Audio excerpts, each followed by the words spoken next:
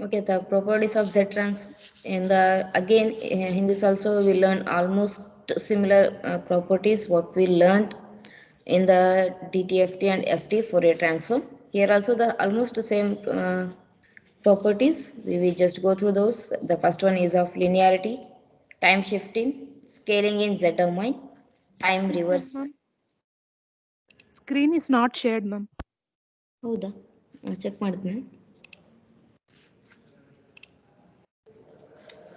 ನಾವು Yes, ma'am. okay. Okay, properties of Z transform. In this, we learn about 10 properties. The first one is going to be linearity, time shifting, scaling in Z domain, time reversal, time expansion, conjugation, convolution, differentiation in Z domain, initial value theorem, and final value theorem. First, we'll go with the first one, that is about the linearity. Linearity almost similar what we learnt in the Fourier transform and also in the DTFT. If x of n, the z transform is going to be x of z, capital X of z, with the region of convergence R1, and yn, the z transform is going to be y of z with region of convergence R2. Then a x of n plus b y of n, the z transform is going to be a x of z plus b y of z with region of convergence. At least it should consist of the region of convergence R1 intersection with R2. We have to prove this.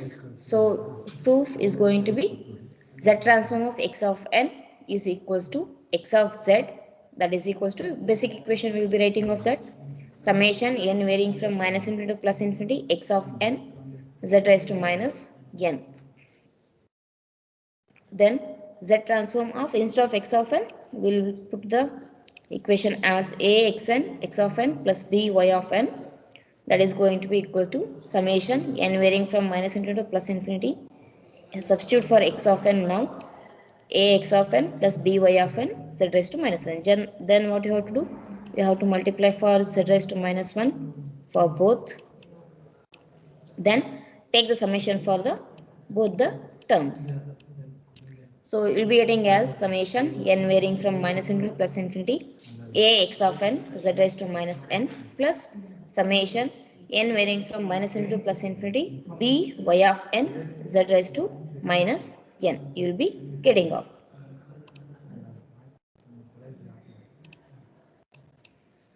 Then here a is taken a constant value written here, and remaining part as it is, that is summation n varying from minus into plus infinity x of n z power minus n plus b take here constant, then summation n is equals to minus into plus infinity y of n z raised to minus n. Then this is nothing but our z transform equation only. So I can write as a x of z plus b y of z. Instead of x of n, here it is a y of n. That's it. So what I can write now? A x of z plus b y of z. Therefore, this is about our linearity property. Next is of time shifting. The same operation what we learned previously. Same, observe here. Time shifting. If x of n, z transform is going to be x of z with the region of convergence R, then x of n minus n naught, z transform is going to be z raised to minus n naught. Remember this, z raised to minus n naught into x of z with the region of convergence ROC is equals to R, except for the possible addition or deletion of the origin or else the infinity. Well, we are going to solve the problems, you will understand what is this, how it is going to be. Okay, then proof is going to be z transform of x of n is going to be x of z, is that is equals to, write the equation, basic equation only, that is summation n varying from minus into plus infinity x of n z raised to minus n. Then instead of n, take that as n minus n naught, that is equal to summation n varying from minus into plus infinity x of n minus n naught z raised to minus n. Then put n minus n naught is equals to L, some other variable we are going to take. Then summation L varying from minus into plus infinity x of L z raised to minus L plus 1. Where from this n, what I can write, n is going to be L plus n naught. That's what here it is written. Then summation L varying from minus into plus infinity x of L. Here from this I taken z raised to minus L, the remaining is of z raised to minus n naught. This is your constant value, take that outside. Then what's remaining, summation L varying from minus into plus infinity x of L z raised to minus L. This is nothing but our z transform equation, that is x of z. Therefore the time shifting operation z transform of x of n minus n naught is going to be z raised to minus n naught x of z. You will getting. Next is of scaling in z domain. If x of n, z transform is going to be x of z with the region of convergence R, then alpha raised to n x of n, the z transform is going to be x of z divided by alpha, x of z divided by alpha with region of convergence mod of alpha into R. For positive values or negative values of that multiplied with the region of convergence R, where alpha is the complex number. Then we have to prove this. Use the equation of z transform. You have to write that summation varying from n varying from minus into plus infinity x of n z raised to minus n. Then instead of x of n, we have to substitute for alpha raised to n x of n. Here also instead of x of n, substitute as alpha raised to n x of n z raised to minus n. Then that is equal to summation n varying from minus into plus infinity x of n. From this, observe here, y power minus 1 z raised to minus n whole power minus n, means minus n is taken as a power, whole power. If I multiply minus 1 into minus n, means you will be getting as n only, right? That's what here it is taken. Then from this what I can write, this whole term is z power raised to minus n. In the basic equation, z raised to minus n. Instead of z, it is having alpha raised to minus 1 into z. So what I can write now? That is equals to x of the whole, what it is taken, that is of alpha raised to minus 1 into z. So that alpha raised to minus 1 is nothing but 1 by alpha into z means z by alpha. Therefore, z of alpha raised to n x of n, z transform is going to be x of z divided by alpha. This is what the scaling operation. Here the note is going to be, when I am going to multiply e power j omega naught n x of n, the z transform is going to be x of e raised to minus j omega naught z. This we learnt in our DTWT. Right, the same equation here it is taken. In terms of delta function, I hope you remembered. That's all. Then about our time reversal. If x of n, the transform is going to be x of z with region of convergence R, then x of minus n, z transform is going to be, remember here, x of 1 divided by z, 1 divided by z with region of convergence 1 by R.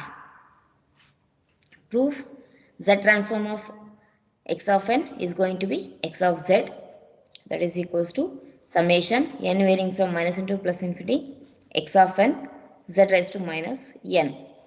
Then instead of n, here it is replaced with minus n, that's it. Z of x of minus n is equals to summation n varying from minus into plus infinity x of minus n z power minus n. Here put my L is equal, some other variable L is equals to minus n. Then z of x of minus 1 minus n is equals to instead of n varying as L, L varying from minus into plus infinity x of L z raised to L. Then observe here summation L varying from minus into plus infinity x of L. Here I changed as z raised to minus 1. Here this is minus 1. Okay. Power minus L. Because the equation is in terms of z raised to minus n, right? For that reason we have to represent like this so that I can write the z transform equation. So what I did here, z raised to minus 1 power minus L. It's nothing but z raised to L only. That's what here wrote. Then that is nothing but x of z inverse only of this part. Then z inverse I can write as 1 by z. Means x of z of x of minus n is going to be the z transform is going to be x of capital X of 1 divided by z. Then next about time expansion. If x of n z transform is going to be x of z with region of convergence R, then xk of n z transform is going to be x of z raised to k with region of convergence R power 1 divided by k. R divided by k. Sorry, R power 1 divided by k, where xk of n is equals to x of n divided by k if n is an integer multiple of k, and it will be 0 for the other cases. Then xk of n has x minus k minus 1 zeros inserted between successive values of the original signal. Means if I am going to inserting zeros means I am increasing the numerator part. The numerators will be giving the information about the zeros, and denominator will be giving the information about the poles. Based on this, we will be telling whether our system is stable or not. And this you will be learning in your control system. But you have to remember how where zeros are going to be existing so that I can extract that value. This is your information you should be knowing of this. The proof is going to be here just in terms of theory they are telling the proof is going to be x of z is equals to summation n varying from minus into plus infinity x of n z raised to minus n. The coefficient of the term z raised to minus n equals the value of the signal at time n. So what I can write in the same way, x of z raised to k is going to be equals to summation n varying from minus into plus infinity x of n z raised to minus k n. Therefore, that is the coefficients of the z raised to minus m, z raised to minus m equals to 0. It will be equal to 0 if m is not a multiple of k. M should not be a multiple of k, and it is equal to the x of m divided by k. X of m divided by k if m is the multiple of k. It's like your periodicity property in terms of 2 pi. It should be multiple of 2 pi, right? M divided by n you will be taking in the same factor, but it's a small difference. Then thus the inverse transform of is going to be x of k of n. It is about time expansion. Next about the conjugation. If x of n, the transform is going to be x of z with region of convergence R, then x complex conjugate, that is x star of n, z transform x star of z star with region of convergence R. If x of n is of a real, then x of z is equals to x star means complex conjugate of this, and again z transform, it's going to be complex conjugate x star z star.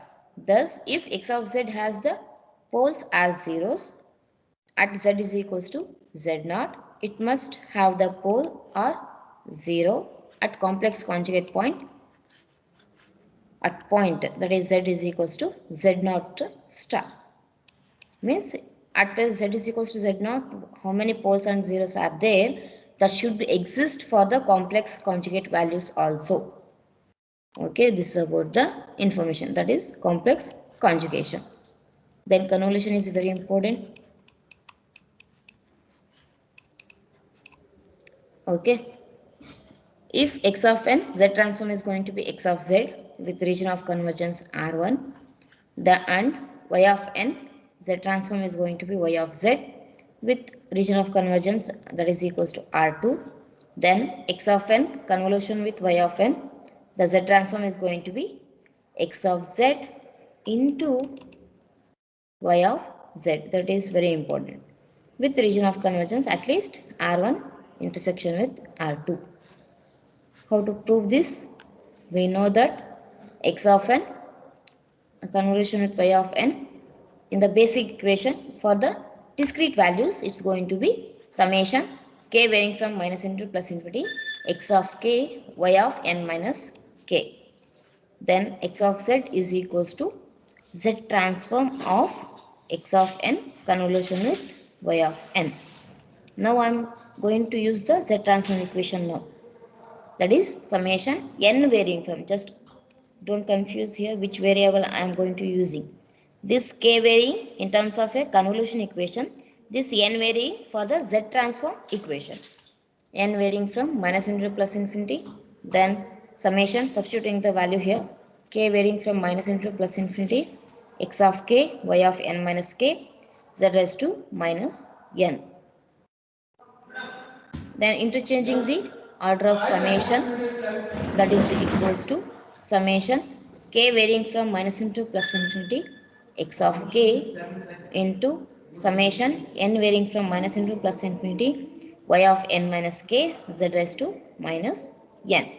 Then substituting, put n minus k is equals to l. So what the equation is going to be changing here? Summation k varying from minus infinity to plus infinity x of k into summation, instead of n here is going to change as l is varying from minus into plus infinity y of l z raised to minus l z raised to minus k I can write out.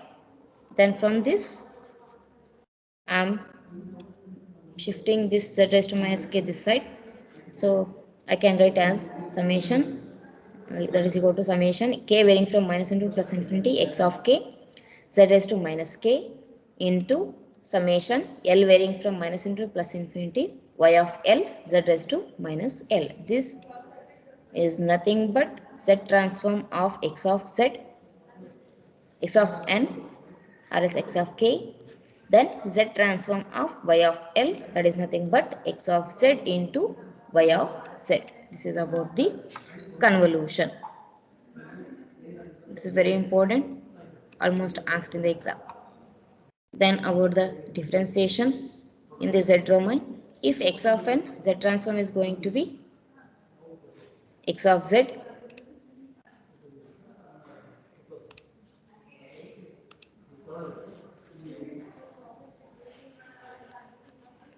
with the region of convergence R, then n into x of n, n into x of n, the z transform is going to be minus z dx of z divided by dz with region of convergence R.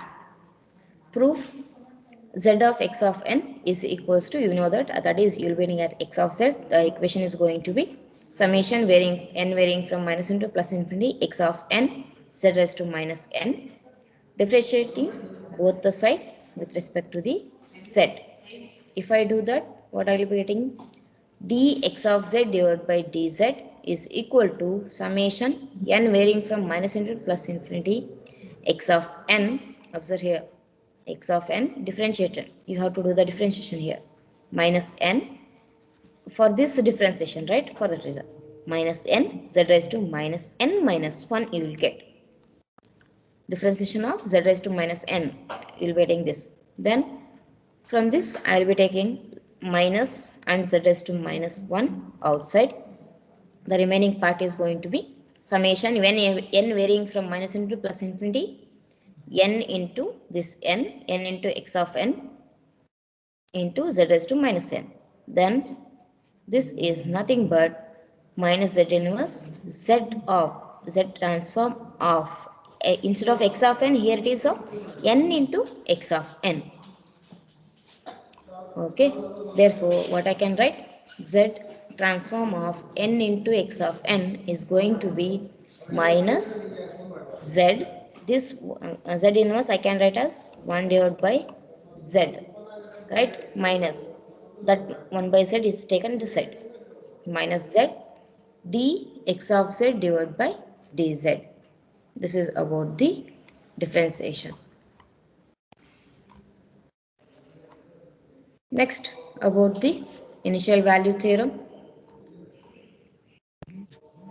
If x of n is equals to 0 for the n having the within the limit of 0, means only for the negative values, means it is the of x of n is of a causal function, then the limit n varying from n tends to 0, x of n, it's going to be initial value means first value, that is x of 0, that is equal to limit z tends to infinity x of z. Proof is going to be z transform of x of n is going to be x of z, that is nothing but the equation. Observe here, we are not going to take a minus infinity to plus infinity, here we are going to taking from n is 0 to the infinity, x of n z raised to minus n, that is nothing but same equation written again here, then substituting for the n values. First, as first value, what is the value I can substitute here, n will be 0, x of 0 plus x of 1 z raised to minus 1 plus x of 2 z raised to minus 2, it's going on. Then take the limit z where it is going to tends to infinity on both the sides, means all the values are going to be 0. Z power infinity means what, it's not having any condition there, it will be 0 only. So all the values are going to be 0. Therefore, limit z as tending to towards the infinity value x of z, you will be getting as only for the x of 0. Only x of 0 position value you will be getting. That's what the initial value theorem. As z tends to infinity, you will be getting the values of only at the first position value. That's what initial value theorem. Next, about the final value. If x of n, then z transform is going to be x of z, and if x of z exists and no poles outside the unit circle, that's what the condition means. No poles outside the unit circle means the system is going to be taken as a stable one. Remember this point, this is very important. Where the number of poles are existing outside the unit circle means it will be unstable. Then if no poles are outside the unit circle means the system is of a stable. Okay, and it has no double or higher order poles on unit circle centered at the origin. If the z plane, then limit n tends to infinity, x of n is equals to x of infinity. Observe here, x of infinity, that is equals to limit z tends to 1, z minus 1 x of z. This is the final value theorem. We have to prove this. To prove this, go for the basic equation. Z transform of x of n is going to be x of z. Then we are taking one more position, n to n plus 1, the next value, that is x of z of x of n plus 1, you will be getting as z x of z minus z x of 0, initial value and then next value. Then subtracting equation 1 and 2, take this as 1 and 2.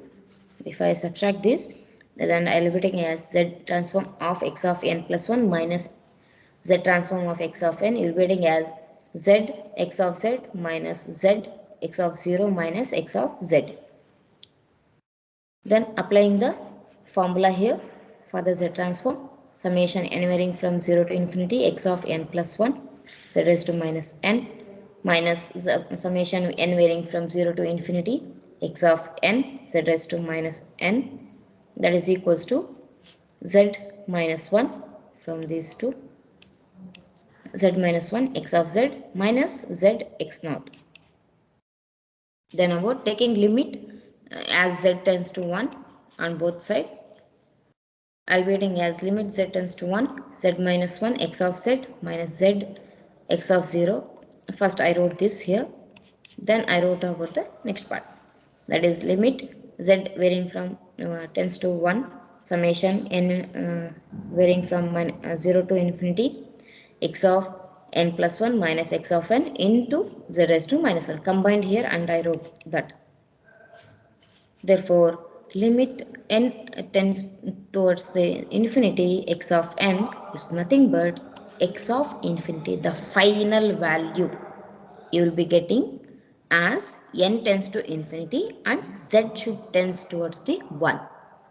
That is z minus 1 of x of z. This is about the initial value theorem and final value theorem. These will be asking in the exam. You have to prove. Simple proof is there. You have to do that.